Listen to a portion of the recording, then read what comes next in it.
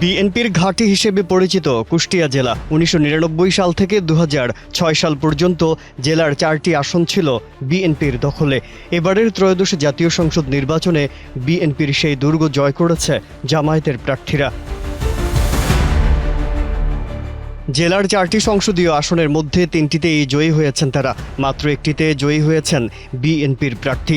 বিএনপির ঘাঁটিতে এমন ফলাফল নিয়ে তৃণমূল নেতাকর্মীদের মধ্যে দেখা দিয়েছে ক্ষোভ ও হতাশা। বিএনপির যে পরিমাণ ভোট, আমরা যদি বিএনপির ভোটটাই পেতাম তাহলে আমরা কুষ্টিয়াতে 4টা আসনে অনেক জয়লাভ করতাম, কিন্তু আমাদের মধ্যে যে দলীয় যে কন্দন, এটা কুষ্টিয়াতে 5 তারিখের পরেই বেশি হয়েছে, এর কারণে আমরা মূলত হেরেছি। নির্বাচনের আগে জেলার রাজনৈতিক অঙ্গন ছিল সড়ক প্রচারণা, পথসভা ও কর্মী সমাবেশে মুখর। তবে ফলাফল ঘোষণার পর পাল্টে যায় দৃশ্যপট।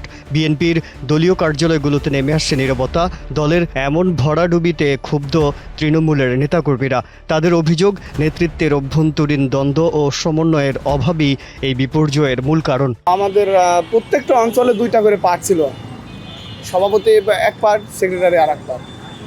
ধরেন একটা পার্ট সভাপতি তারা ওপেনলি কাজ করেছেন, আর একটা পার্ট যারা সেক্রেটারির পার্টটা ছিল তারা দেখাইছে যে আমরা নির্বাচন করছি, খুব প্রচার প্রচারণায় আসি, কিন্তু দিন শেষে দেখা যাচ্ছে তারাও একটা দ্বিধাদ্বন্দ্বে ভুগছে। কেউ কেউ বলছেন সিনিয়র নেতাদের স্বেচ্ছাচারিতা ও মনোনয়ন নিয়ে অসন্তোষ, কমিটি নিয়ে কোন্দল দলীয় ঐক্যে ফাটল ধরিয়েছে। অনেক স্থানে বিদ্রোহী প্রার্থীর প্রভাব ও ফলাফল বিপর্যয়ের ভূমিকা রেখেছে বলে দাবি করছেন নেতাকর্মীরা। জীবনের সব আয়োজন এখানেই একসাথে। শহীদ রাষ্ট্রপতি জিয়াউর রহমান সাহেব বলে গিয়েছিলেন যে তার দ্বিতীয় জন্মস্থান হিসেবে কুষ্টিয়াকে আখ্যায়িত করে গিয়েছিলেন। বিগত দিনে যারা পুরনো লোক ছিলেন তাদের মতবিরোধের কারণে নিজেদের মধ্যে একটা আন্তঃকন্দল সৃষ্টি হয় এবং তারা নিজেদের এই আত্মসিদ্ধির জন্য বিভিন্ন পর্যায়ে বিভিন্ন রকমের আত্মঘাতীভাবে বলেন আর বেইমানি বলেন এটা করেছে, যা আমরা এই নির্বাচনে দেখেছি। তারা বিভিন্ন সময় দলের হাইকমান্ডের নির্দেশনাকে অবাধ্য করে তারা রাজপথে থেকেছে, জনদুর্ভোগ সৃষ্টি করেছে, যেটা জনমনে একটি বিরূপ প্রতিক্রিয়া সৃষ্টি করেছে। গুপ্ত থেকে এখন আবার যে আওয়ামী লীগের সময় যে জামাতের সাথে যারা গুপ্ত ছিল, আওয়ামী লীগের লুঙ্গির নিচে ছিল, তারা আবার জামাতের লুঙ্গির নিচে থেকে বিএনপিকে হারানোর যেই ষড়যন্ত্র, এই যে বট আইডি খুলে বিভিন্ন রকম বিএনপির বিরুদ্ধে প্রপাগান্ডা।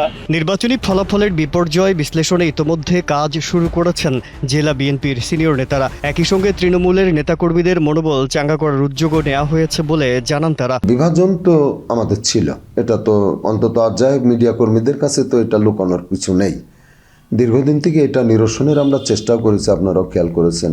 আমরা দৌলতপুর থেকে খোকসা পর্যন্ত আমরা নিরলসভাবে কাজ করেছি। জেলা বিএনপি সবাইকে এক জায়গায় নিয়েও এসছি, কিন্তু নিয়ে আসার পরেও এখন প্রার্থীরা তাদের সার্ভিস নিতে পারেনি, অথবা তার চেষ্টা থাকা সত্ত্বেও যারা বিরোধী ছিল বা বিদ্রোহী হওয়ার চেষ্টা করছিল তারা ঠিক অন্তরের থেকে এটা গ্রহণ করেনি। এটা বোঝা খুব মুশকিল। তবে এই বিষয়টা এটা যে কোনো প্রভাব ফেলেনি এটা আমি অস্বীকার করব না, এবং এটা কতখানি প্রভাব ফেলেছে, সেটা কি অভিমান ক্ষোভে না পরিকল্পিত, এই বিষয়টা আমরা রীতিমতো কাজ শুরু করেছি। তবে আমার দৃঢ় বিশ্বাস যে আগামী জাতীয় সংসদের নির্বাচনের আগে আমরা আবার আমাদের ভুল ত্রুটিগুলো সংশোধন করে কেন আমরা নির্বাচনে হেরেছি, কেন্দ্রীয় হাইকমান্ডও সে বিষয়ে আমাদেরকে জানাবেন, পরামর্শ দেবেন আমাদেরকে। তাদের পরামর্শ নিয়ে আমরা এখানে আবার সংগঠিত হব এবং ইনশাল্লাহ আগামী জাতীয় সংসদ নির্বাচনের অনেক আগে এবং কিছুদিনের মধ্যেই বলতে পারেন আমরা আমাদের সেই হারানো গৌরব এবং ঐতিহ্য এই ঘাঁটি আবার ফিরে পাওয়ার জন্য আমরা চেষ্টা করবো ইনশাল্লাহ। কুষ্টিয়ার মতো গুরুত্বপূর্ণ জেলায় এমন ফলাফল বিএনপির জন্য স্পষ্ট সতর্কবার্তা। তৃণমূলের ক্ষোভ ও অসন্তোষ নিরসন করতে না পারলে ভবিষ্যতে আরও চ্যালেঞ্জের মুখে পড়তে পারে দলটি। এখন দেখার বিষয় কুষ্টিয়া জেলা বিএনপি বিভক্তি কাটিয়ে কত দ্রুত সাংগঠনিকভাবে ঘুরে দাঁড়াতে পারে। খালিদ সাইফুলের পাঠানো তথ্য ও ভিডিও চিত্রে ডেস্ক রিপোর্ট, কালের কণ্ঠ।